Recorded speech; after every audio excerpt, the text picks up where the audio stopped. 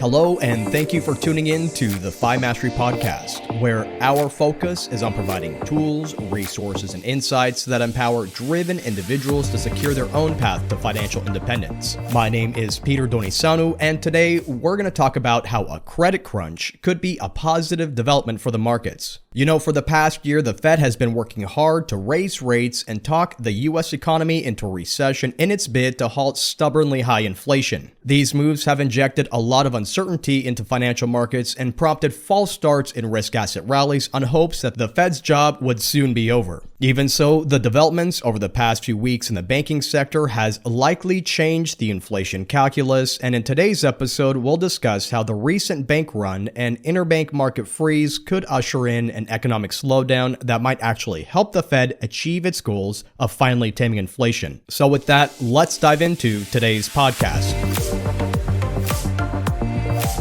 Yesterday, the Federal Reserve raised its policy rate by a quarter point and signaled that the central bank was open to pausing rate hikes sooner rather than later. And while just a month ago it seemed like policymakers were going to keep interest rates higher for longer, the fact is that a lot has changed in the past few weeks. Indeed, given the events unfolding with the likes of Silicon Valley Bank, Silvergate, First Republic, Credit Suisse, and others, it's quite possible to say that the Fed has met its objective to cause pain in the economic system, as concerns about the risk of recession are all but assured in the current economic environment. So what's changed in the past couple of weeks to cause such an about-face with respect to the interest rate outlook for this year? Well, certainly just a month ago, we were expecting higher interest rates for a longer period of time throughout the course of the year. Even so, what's likely changed the rate calculus is what could be the beginning of a credit crunch-induced economic recession. Now, you'll likely recall that Fed Chair Jerome Powell drove home the point of bringing economic pain during his comments at the Jackson Hole Economic Symposium last summer. Back then, the Fed had aggressively raised interest rates, and the markets were hoping that the velocity with which the policy was being implemented at the time would usher in a rate pause from the central bank. Nevertheless, with consumer spending and the jobs market still strong, it was clear that the fight against inflation was not over. And in a sense, policymakers were desperately trying to jawbone or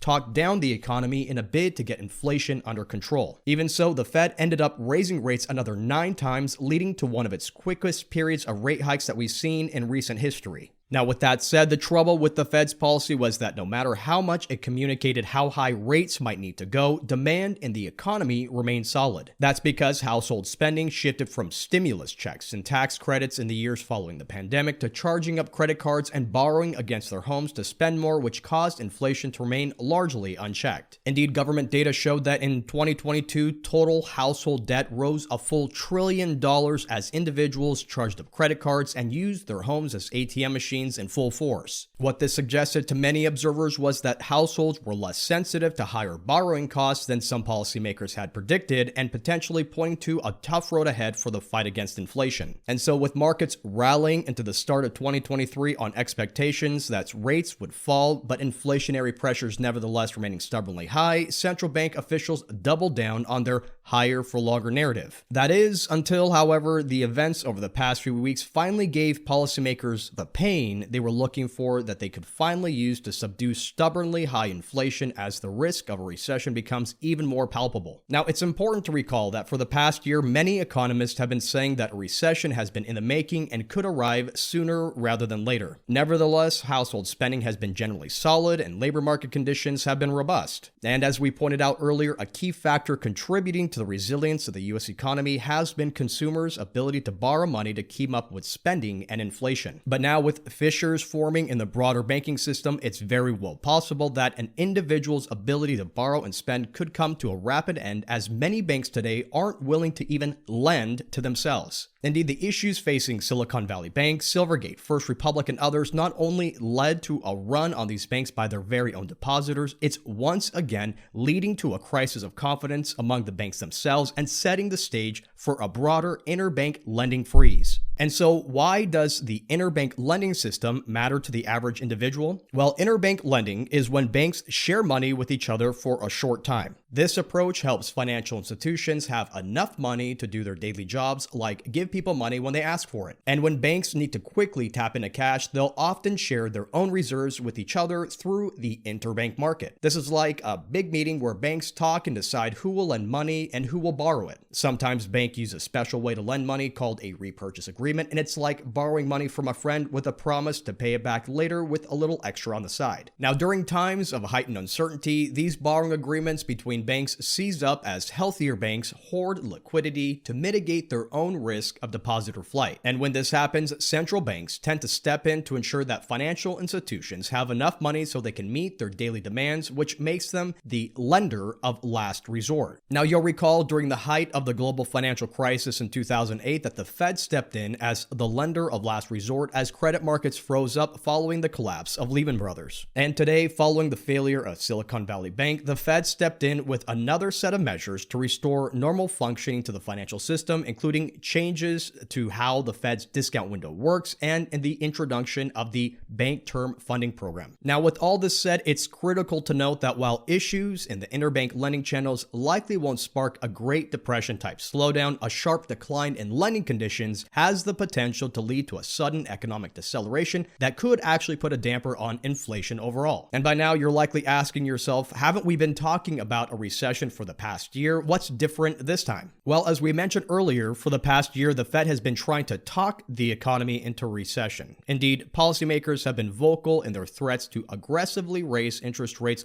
so long as households keep spending and businesses keep hiring and prices keep moving higher. And rather than talking the economy into a recession, policymakers have raised rates to a point where it's caused something to finally break in the financial system, which could likely give way to a credit crunch as the likeliest route to a long-awaited economic downturn. So how does what's going on in the banks affect the broader economy and inflation itself? Well, if banks are less willing to lend to each other, then they're less likely to lend to you or to your employer. And that's what we call a credit crunch. And it's one of the reasons why during the global financial crisis, and again this month, that central bankers introduced several measures to return the financial system to regular operations in an effort to avoid what could be a severe economic downturn. That's because in response to increased credit risk and heightened uncertainties, banks may become more cautious in their lending practices. This means that as they tighten their credit standards, it makes it more difficult for borrowers, including banks, to access credit. And as a result, as interbank uncertainties persist, overall supply of credit in the economy could begin to dwindle. And as credit becomes less accessible, businesses and households may cut back on borrowing and spending, leading to a decline in overall economic activity. As this happens, confidence tends to diminish, leading to lower overall spending and investment. And this decline in economic activity can result in lower revenues for businesses, ultimately leading to layoffs and cost-cutting measures.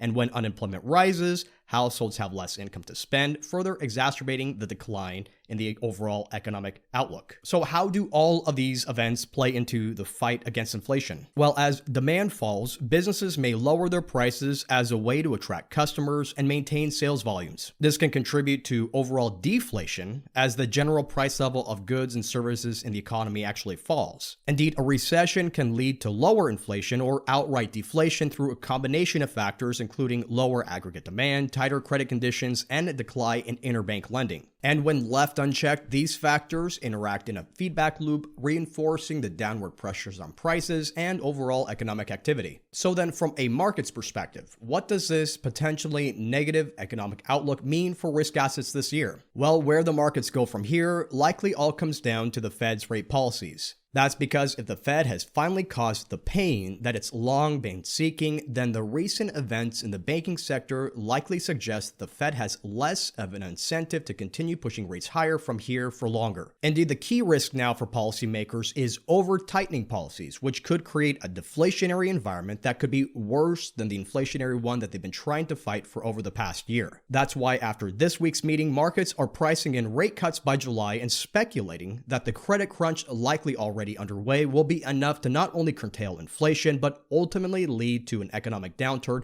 that finally forces the Fed to pivot, as so many market participants have been waiting for the past year. And now, while this perspective might make getting back into the markets attractive at this point in time, there are several reasons for investors to remain cautious in the current environment. First, it's not yet clear whether we've seen the end of stresses in the global financial system. While the factors contributing to Silicon Valley Bank can be attributed to poor risk management, a crisis of confidence ultimately sparked its demise and triggered troubles for other flagging banks. Now, another point to consider here is that while it's possible that a credit crunch could be the answer to the Fed's inflation problem, only time will tell whether inflation is likely under control. Indeed, policymakers are walking a fine line between preserving systemic stability and taming overall inflationary pressures. That's why incoming data over the next couple of months will be crucial to determining how much leeway policymakers have to cut interest rates as growth slows down in the future. And finally, even if inflationary pressures are finally under control, there's a risk that stocks likely won't move higher in a straight line from here. Again, you'll likely recall that in the months following the collapse of Lehman Brothers and the introduction of government rescue programs, the markets continued to sell off sharply before finding their footing and setting the stage for a broad bull market rally. That's why, as you're looking over the current market environment and considering your investment decisions, your most prudent choice likely will be to avoid market timing and to stick with your long-term disciplined investment strategy. That's because accurately predicting the direction of the markets is inherently challenging due to the multitude of factors that influence market movements from one day to the next. These factors can include macroeconomic indicators, policy changes, corporate earnings, geopolitical events, and investor sentiment, which can all change on a dime from one moment to the next. And it's this complex interplay of factors that makes it nearly impossible for investors to consistently predict the optimal entry and exit points to the markets. And another point to consider is that market timing often relies on emotional decision-making, which can lead to irrational behavior. That's because when market volatility is high, fear and greed could drive you to make impulsive decisions, such as selling assets during a sharp decline or buying during periods of rapid appreciation. And it's important to keep in mind that such decisions are often driven by short-term market fluctuations rather than a long-term investment strategy, which can result in suboptimal outcomes,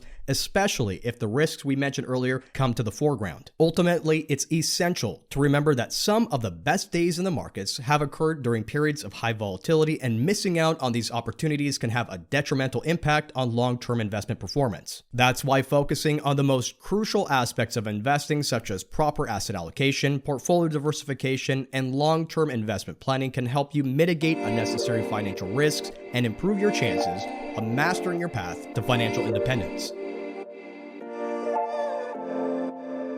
Well, that's it for now. Thank you for taking the time to listen to the FI Mastery podcast.